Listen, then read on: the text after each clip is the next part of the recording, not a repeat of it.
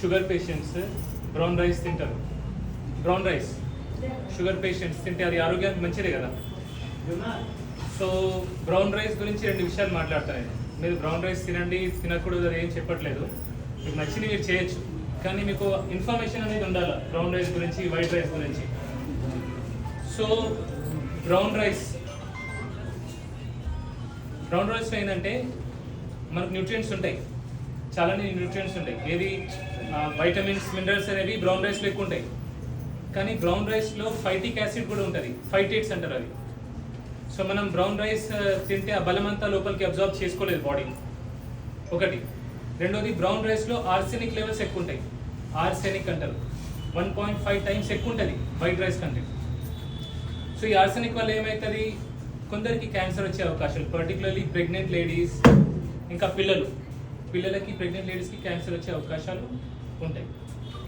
So నేను ఇది తినొద్దు అంటలేను, కానీ ఇది ఇన్ఫర్మేషన్. సో ఎట్లా మరి నా అడ్వైస్ ఏంటంటే, పిల్లలు, ప్రెగ్నెంట్ లేడీస్ బ్రౌన్ రైస్ తినకపోతేనే మంచిది, ఒకటి. లేదు అయినా నేను బ్రౌన్ రైసే తినాలి అనుకునే వాళ్ళు ఏం చేయాలంటే, బాగా సోక్ చేయాలి, దాన్ని 2-3 సార్లు సోక్ చేసి వాటర్ని వంపేసేయాలి.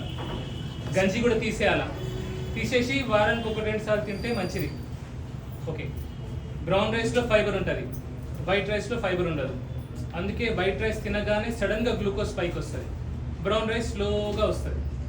సో మరి నేను వైట్ రైస్ తినాలా కానీ గ్లూకోజ్ స్పైక్ రావద్దు అంటే ఏం చేయాలంటే, వైట్ రైస్లో నెయ్యి వేసుకోవాలి. నెయ్యి వేసుకొని వైట్ రైస్ తింటే స్లోగా గ్లూకోజ్ స్పైక్ వస్తుంది, సడన్గా స్పైక్ రాదు. సో సడన్గా షుగర్ పెరగదు, ఒకటి. అండ్ తినేటప్పుడు కొంచెం రైస్ తినాలి, మరీ ఎక్కువ రైస్ తినొద్దు.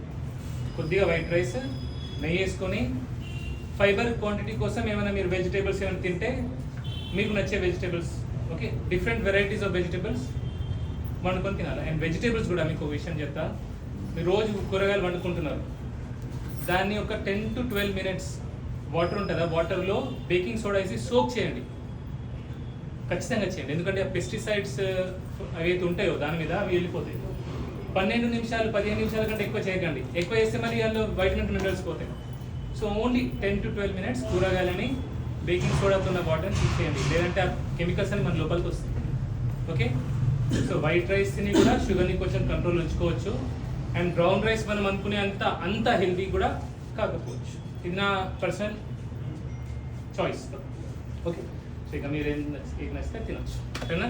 కూరగాయలు అయితే ఖచ్చితంగా చేస్తారు. ఎవరెవరు చేస్తారు ఈ విషయం, ఎవరెవరు చేస్తారు ఈ పని? కూరగాయలు కడుగుతున్నారా?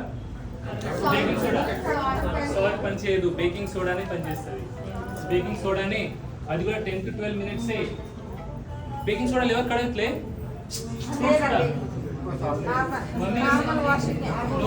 నో పెస్టిసైడ్స్ ఉంటాయి, కెమికల్స్.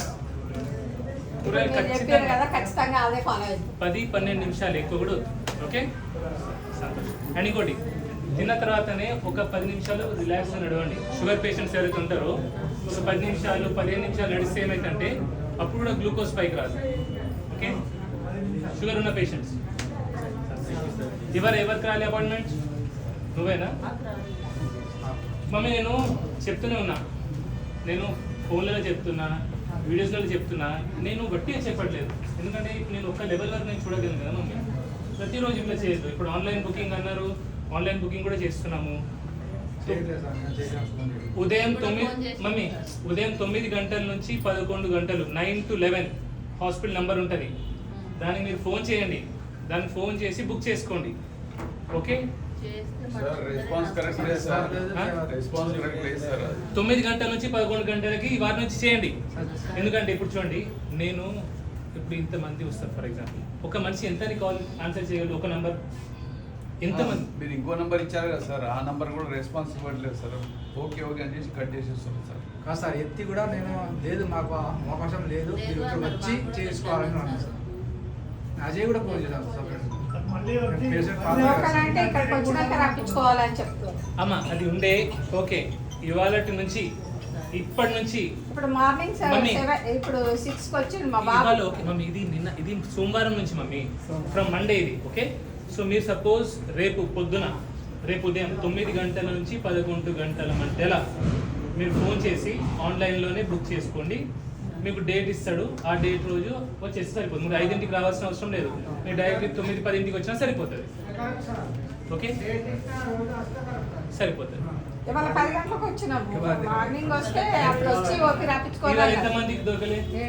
1 మేము 2 ఐదుగురు సార్. మీరు 5 ఎట్లా ఉంటారా? మీరు ఒకరే కదా? కాదు సార్, మా మెసేజ్ వచ్చింది మా బాబాయ్ పాతలో ఇద్దరు సార్, పాతలో ఇద్దరు కొత్త ఇవాళ 1 2 5 7 నాకు కూడా ఓపి రాయలేదు సార్. ఇట్లా 10 గంటలకు రోజు వస్తే ఇదే రాసుకోమన్నది. అవుతుంది. రోజు ఇదే అవుతుంది. అమ్మది లోకల్. లోకల్ గా రేపు రామమ్మి నీకు. అరే ఈ అమ్మకి ఫస్ట్ ఈ అమ్మని చూస్తాను నేను. రేపు రా ప్లీజ్ ప్లీజ్ ప్లీజ్. ఓకే రేపు రా. సరే మిగతా వాళ్ళకి ఇచ్చేసేయండి. ఓకే, నెక్స్ట్ టైం వచ్చి ఫోన్ చేసి బుక్ చేసుకోండి. ఓకే, ఆన్లైన్ బుక్ చేసుకోండి. డైరెక్ట్లీ వస్తే మీకు అపాయింట్మెంట్ దొరుకుతుంది గ్యారంటీ లేదు. నేను రేపటి నుంచి అసలు చూడండి, మండే నుంచి అయితే అసలు చూడండి ఇట్లా. ఓకే, అయితే లేదు మమ్మీ, నా వల్ల కూడా అర్థం చేసుకోవాలి నేను కూడా. ఇది ప్లీజ్ ఏం నేను అది అనుకోవద్దు, నాకు వేరే ఆప్షన్ లేదు ఇక. ఓకే, ఏఎం పొద్దున 9 గంటల నుంచి 11 గంటలు. ఓకే, 9 నుండి 11 గంటల వరకు ఫోన్ చేయండి. ఫోన్ చేయండి. ఫోన్ చేసి రండి. ఇంకోటి ఏంటంటే ఒకే నెంబర్ కంటిన్యూస్గా ఫోన్స్ వస్తే కూడా వాళ్ళు ప్రాపర్గా రెస్పాన్స్ చేయలేకపోతారు కావచ్చు. ఒక మనిషి 2000 కాల్స్, 1000 కాల్స్, 2000 కాల్స్ వస్తే ఎవరైనా తట్టుకోలేదు కదా బాబు. అట్లా ఓకే, సో ఇచ్చేయండి మమ్మీ. ఓకే, నువ్వైతే రేపు మమ్మీ. మీ పేరేంటి మమ్మీ? నా పేరు లక్ష్మి, కరీంనగర్ కదా? కరీంనగర్. ఇచ్చేస్తారు.